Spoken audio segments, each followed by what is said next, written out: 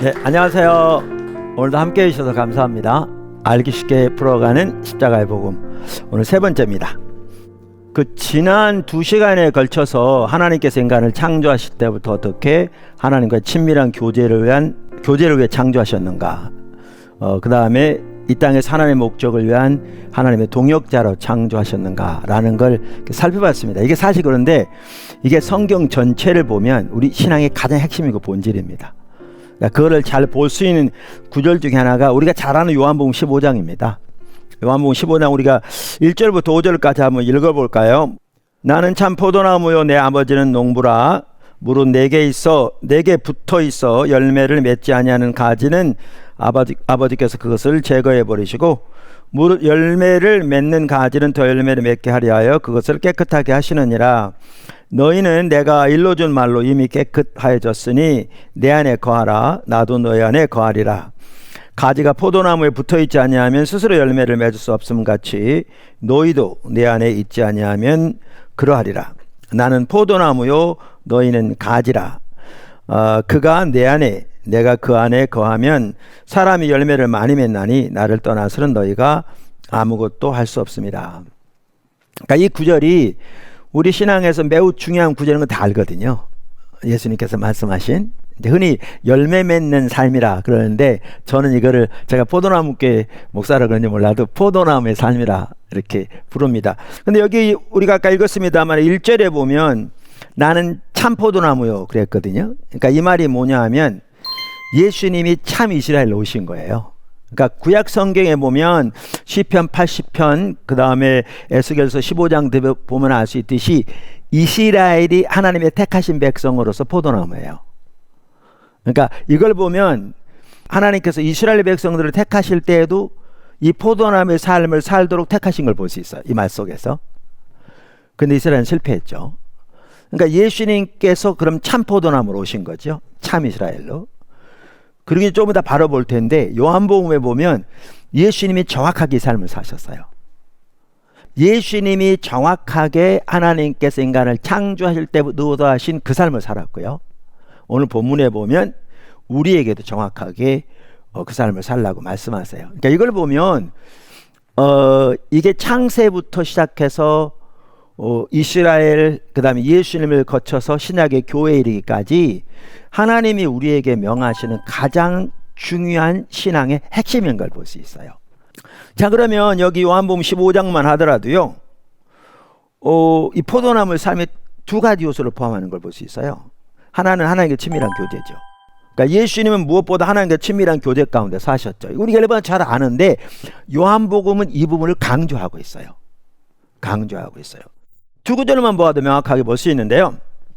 하나는 요한복음 10장 37절 38절이에요. 자, 만일 내가 내 아버지의 일을 행하지 아니하거든. 여기 내 아버지의 일이라는 단어가 나옵니다. 기억하고 계셔보세요. 나를 믿지 말려니와 내가 행하거든 나를 믿지 아니할지라도 그 일은 믿으라. 그러면 너희가 아버지께서 내 안에 계시고 내가 아버지 안에 있음을 깨달아 알리라. 그러니까 여기에 보면 우선 예수님이 아버지 안에, 아버지가 예수님 안에 거하시는 삶을 사신 걸 볼 수 있고요. 여기에 보면 그게 아까도 말한 대로 예수님이 하나님의 본체 되신 분임을 의미하기도 하지만 요한복음 요한일서 전체를 보면 예수님이 가지셨던 하나님과 친밀한 교제를 의미하는 게 핵심입니다. 예수님이 하나님과 친밀한 교제 가운데 사신 걸 볼 수 있고요. 그 관계에서 예수님이 하신 모든 일이 나온 걸 볼 수 있어요. 이 구절에 보면. 또 다른 한 구절이 어디냐면 요한복음 14장 10절에서 12절이죠. 내가 아버지 안에 거하고 아버지는 내 안에 계신 것을 내가 믿지 아니하느냐. 똑같이 나오잖아요. 여기. 그러면서 내가 너희에게 이르는 말이 스스로 하는 것이 아니라 아버지께서 내 안에 계셔 그의 일을 하시는 것이라. 내가 아버지 안에 거하고 아버지께서 내 안에 계심을 믿으라. 그렇지 못하겠거든 행하는 그 일을 그 일로 말미암아 나를 믿으라. 내가 진실로 진실로 너희에게 이르노니 나를 믿는 자는 내가 하는 일을 그도 할 것이요 또한 그보다 더 큰 일도 하리니 이는 내가 아버지께로 가미니라. 자, 여기 보면 예수님이 하신 모든 일, 심지어 예수님이 하신 모든 말씀까지도 예수님의 아버지 안에, 아버지가 예수님 안에 거하신 이 관계에서 나온 걸 분명하게 말씀하고 있죠. 여기에 보면 내가 하는 말은 내가 스스로 하는 게 아니고 아버지께서 내 안에 하신 거라고 그랬잖아요. 그럼 이 말은 예수님은 가만히 계시고 하나님이 그 안에 계셔서 예수님의 이 목을 통해서 말씀하셨다 이 얘기인가요? 당연히 아니겠죠. 그건 전혀 아니겠잖아요. 그죠? 그럼 뭐라는 거예요? 예수님의 아버지 안에 아버지가 예수님 안에 계신 이 친밀한 교제 가운데서 누구의 인도를 받아서? 하나님의 인도를 받아. 이게 자기가 임의로 한 게 아니라, 그래서 사실 요한복음 보면은 나는 스스로 아무것도 할 수 없다 이 말을 반복적으로 하시거든요. 예수님께서 요한복음 보면, 여기에 보면 무엇보다 예수님이 아버지와 친밀한 교제 가운데 사셨고 거기에서 모든 사역과 말씀이 나온 걸 볼 수 있어요. 그럼 우리는 이렇게 생각할 수 있어요. 당연히 예수님이니까 그렇지. 예수님은 하나님의 아들이시잖아요. 근데 우리는 예수님과는 다르잖아요. 근데 예수님이 그렇게 사신 건 이해하겠는데 그럼 우리가 그렇게 살 수 있는가? 그러니까 이게 가능한 게 아까 요한복음 14장에 보면 뭐라고 그랬냐면 너희도 내가 하는 일을 할 것이요 더 큰 것도 하리라 그러면서 내가 아버지께로 감이라 그랬거든요. 근데 이 구절 한 구절만 보면 그 말이 무슨 말인지를 이렇게 잘 이해 못할 수 있는데 요한복음 전체를 보고 성경 전체를 보면 저는 이게 거의 확실하다고 생각합니다. 내가 가면 보혜사를 또 다른 보혜사 성령님을 가르치죠. 너에게 보내리라. 그래서 예수님이 십자가 지시고 부활하셔서 승천하시고 성령을 보내주셨잖아요. 그러니까 요한복음 15장에서 말씀하신 이 포도나무의 삶이 왜 우리도 사는 게 가능한가? 성령님으로 인해 사는 게 가능한 거죠. 명확하게 성경대로. 그러면서 아까 요한복음 15장에 보면 내 안에 거하라. 그러면 나도 너희 안에 거하리라. 이렇게 말함으로써 예수님이 사셨던 삶을 그대로 우리에게 동일하게 살라고 말씀하시고 아까도 말한 대로 이게 하나님께서 인간을 창조하실 때부터 의도하신 삶인 것을 명확하게 볼 수 있죠. 예수님께서 사신 포도나무의 삶의 한 핵심이 뭐냐면요, 아버지가 행하신 걸 보고 예수님도 그 일을 행하신 겁니다. 그러니까 동력자의 삶인 겁니다. 지난번에 우리가 하나님께서 인간을 창조하실 때부터 하나님의 목적을 위한 동역자로 창조하셨다고 그랬잖아요. 근데 그 동역자라는 게 우리 마음대로 하는 게 아니고 주님과 친밀한 교제 가운데 하나님이 앞서가시면서 행하심을 보이시면 우리가 그 하나님의 행하심을 보고 믿음으로 동참할 때 하나님께서 우리를 통해서 하나님의 일을 이루시는 게 그 동역자의 삶이라고 이미 말씀드렸잖아요. 예수님이 정확하게 그 삶을 사신 걸 볼 수 있어요. 요한복음 5장입니다. 요한복음 5장에 보면 이렇게 말씀하고 계세요. 5장 17절 19절 20절 보면 이렇게 말합니다. 아버지가 오늘까지 일하시니 나도 일한다. 19절 그러므로 예수께서 그들에게 이르시되 내가 진실로 진실로 너희에게 이르노니 아들이 아버지께서 행하시는 일을 하시는 일을 보지 않고는 아무것도 스스로 할 수 없나니 아버지께서 행하시는 그것을 아들도 행하느니라. 아버지께서 아들을 사랑하사 자기가 행하시는 것을 다 아들에게 보이시고 또 그보다 더 큰 일을 보이사 너희로 놀랍게 여기게 하시리라. 이렇게 요약하면 이렇습니다. 여기 보면 이제 우리말 성경은 좀 이렇게 어순이 이렇게 헬라어나 신학성 헬라어로 쓰여졌잖아요. 조금 이렇게 달라서 또 영어하고도 다르고 그런데 쉽게 표현하면 이렇습니다. 아버지가 오늘까지 일하신다. 나도 일한다. 예수님이 하신 말씀입니다. 나는 아무것도 스스로 할 수 없다.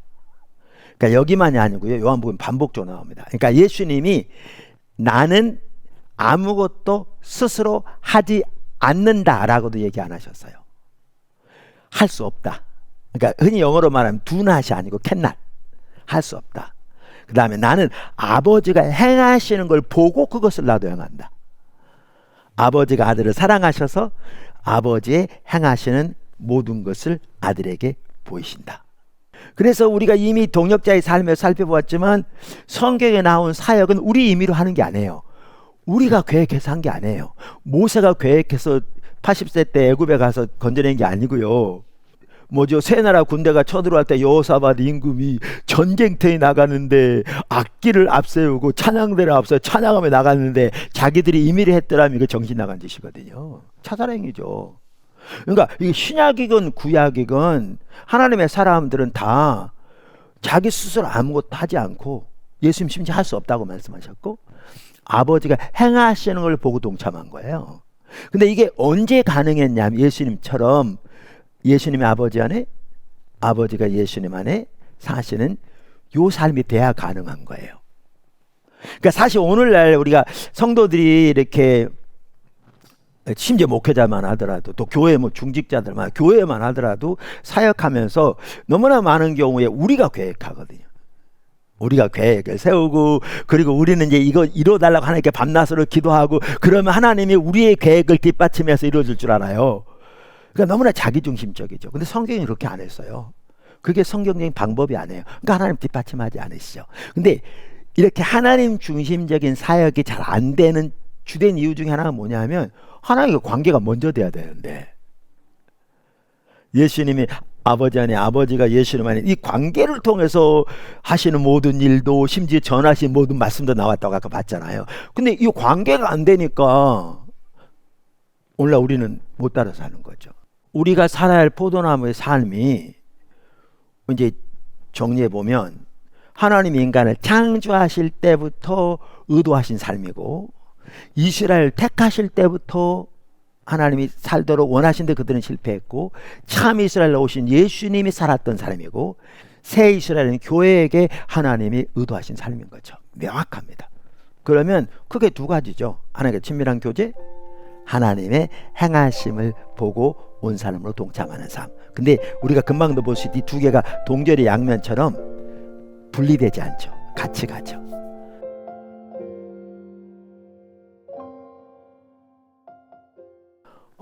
몇 가지만 살펴보면요. 하나는 이 포도나무의 삶이 하나님이 우리를 택하신 목적이에요. 그러니까 우리가 이 삶을 살도록 택하셨어요. 어디에서 보면 아느냐 하면 거기 16절 15장 16절에 보면 나와요.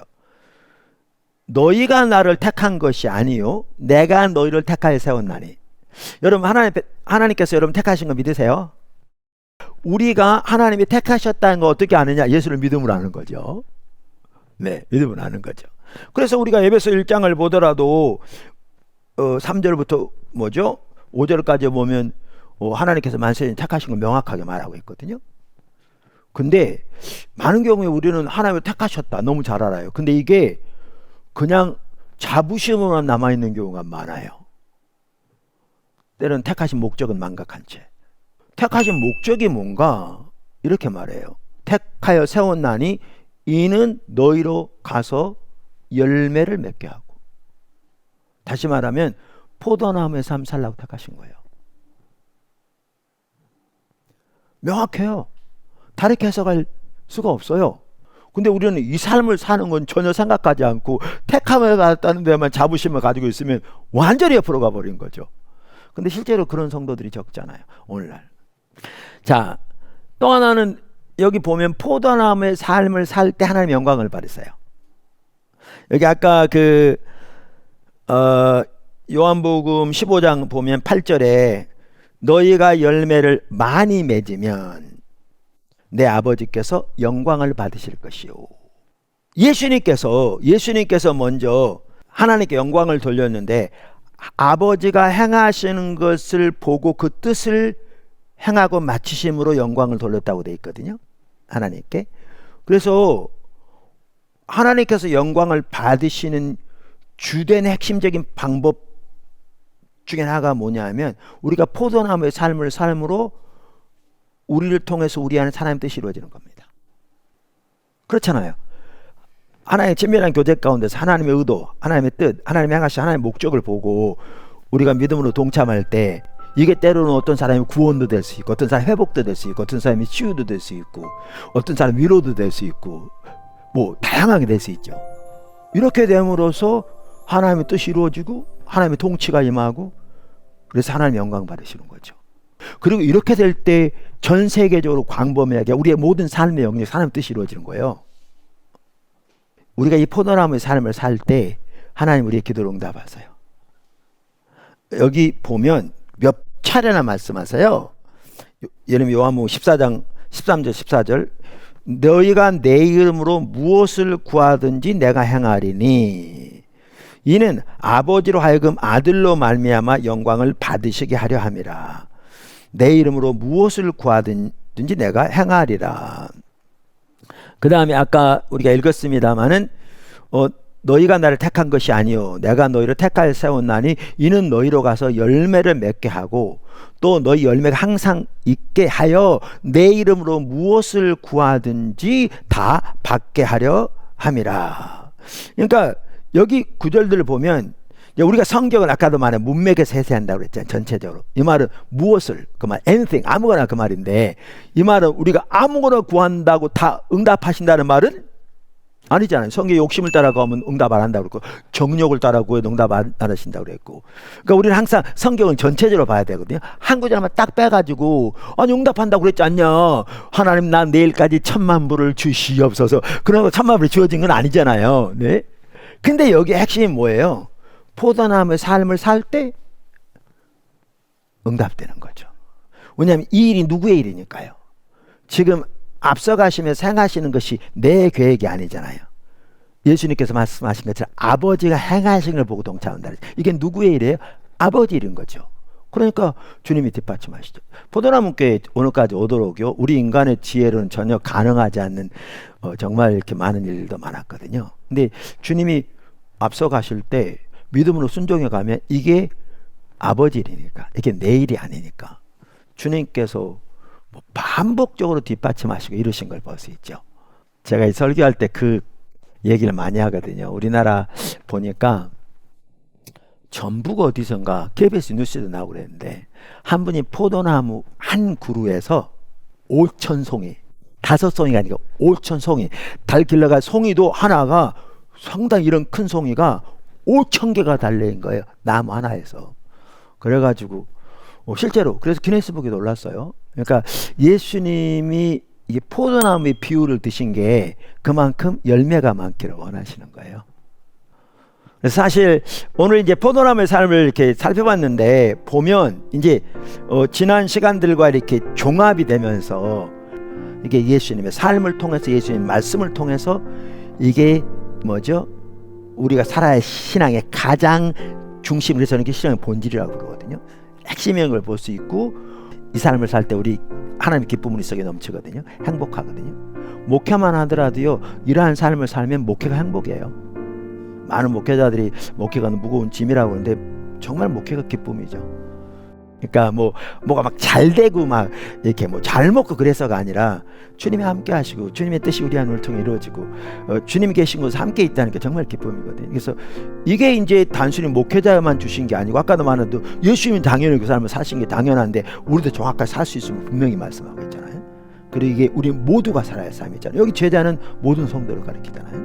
그래서 여러분도 그 삶을 삶으로 정말 이렇게 놀라운 열매가 풍성하게 넘친 축복이 있기를 축원합니다. 자, 그러면 오늘도 참 수고하셨습니다.